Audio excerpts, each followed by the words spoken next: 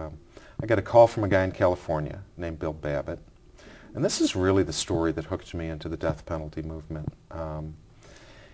He said that, of course I didn't know his name, but he had seen me on television and he thought I was perhaps the only person in the country who could understand what he was going through at the moment.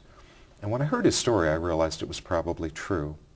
He told me that 18 years earlier, he had read a newspaper article about an elderly woman whose apartment had been broken into, who had been assaulted, who eventually actually died of a heart attack that night, not of the beating, but of, sort of the psychological trauma. She had been in poor health. And he began to suspect his younger brother of having committed the crime. So I related to this. I knew what that moment was like, how awful that was. And he had gone to the Sacramento Police Department. He told them what he knew, what he suspected.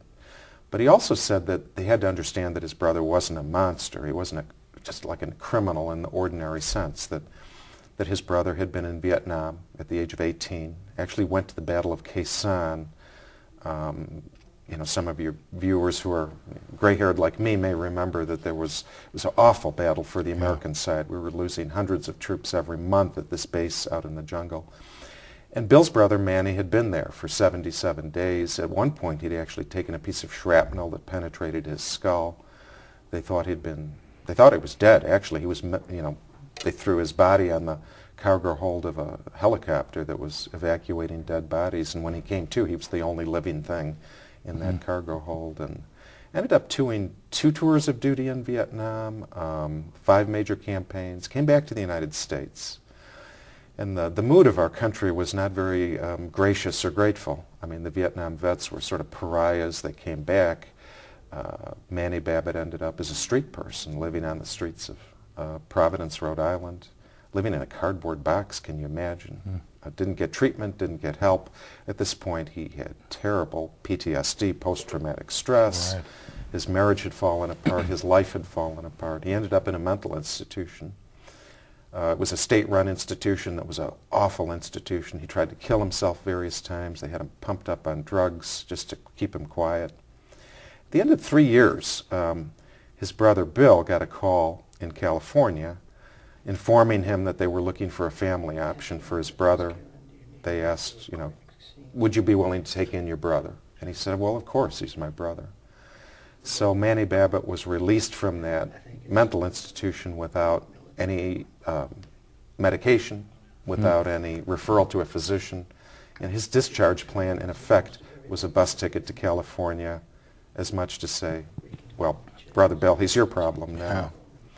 So Manny Babbitt shows up. He's in an awful shape. He's still got serious mental problems. He had been diagnosed with schizophrenia while in the mental institution. 6 weeks go by. This crime happens.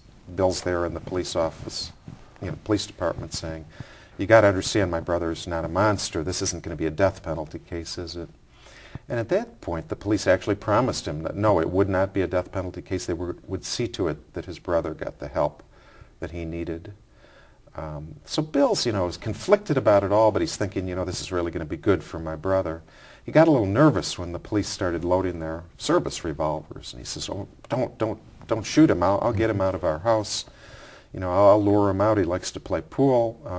And, please, sir, if he runs, don't shoot my brother. I don't want him to die today. I'll tackle him. We'll get him. Anyway, Bill did not understand that it was going to be a death penalty case until he went to his brother's arraignment, and the district attorney there said that she was going to seek the death penalty against this thug who had beat this elderly woman to death. And all of a sudden, it all started. I could relate to the story up at this point, but then Bill told me what it was like on the other end of the justice system. I told you my brother had these wonderful attorneys that saved his life.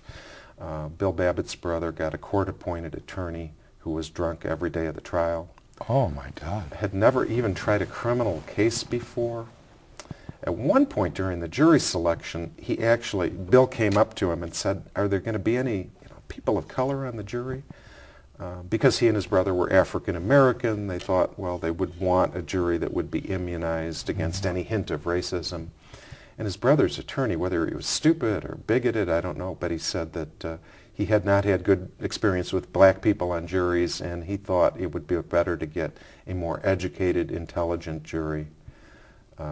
So the end result was that Manny Babbitt got an all-white jury that never heard all of the evidence about his mental health history or his war record. He had actually won a Purple Heart in Vietnam. All they knew is he beat the elderly woman who died, so they sentenced him to death. And Bill just thought, okay, this is a mistake. At some point, they're going to catch it. You know, his brother's going to be doing life in prison, but not be put to death. Well, he waited 18 years, and the appeals ran out. So at the point he's calling me, saying, David, I feel so guilty. You know, I feel like I've murdered my own brother.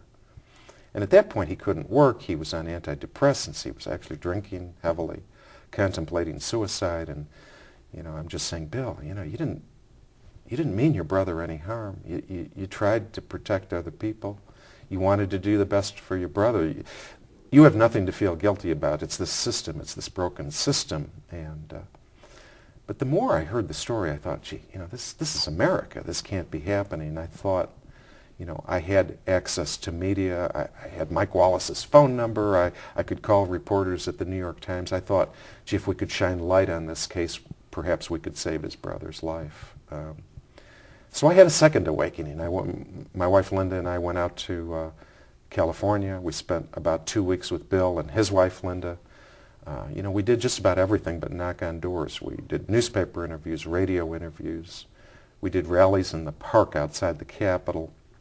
That was where I first began to feel kind of disappointed, because the rallies were highly publicized through the media, but almost nobody came. It's like nobody cared. About the only people that really came were other Vietnam vets. You know, they showed up.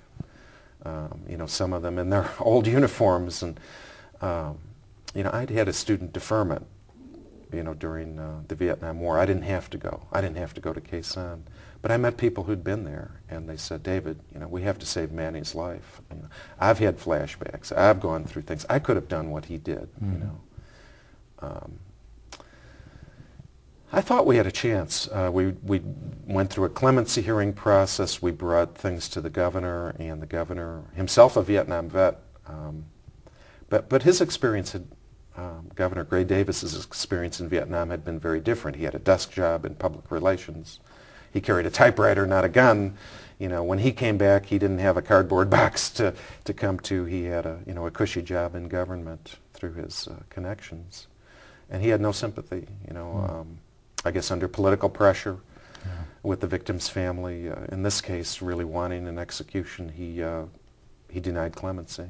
And so, ironically, on his brother's 50th birthday, Bill Babbitt went to San Quentin prison and watched his brother be put to death by lethal injection. Nobody ever thanked him. You know, the state of California never thanked him, the prosecutors never thanked him, the police never thanked him, the victim's family never thanked him. His thank you, his only thank you, was a front row seat at his brother's execution.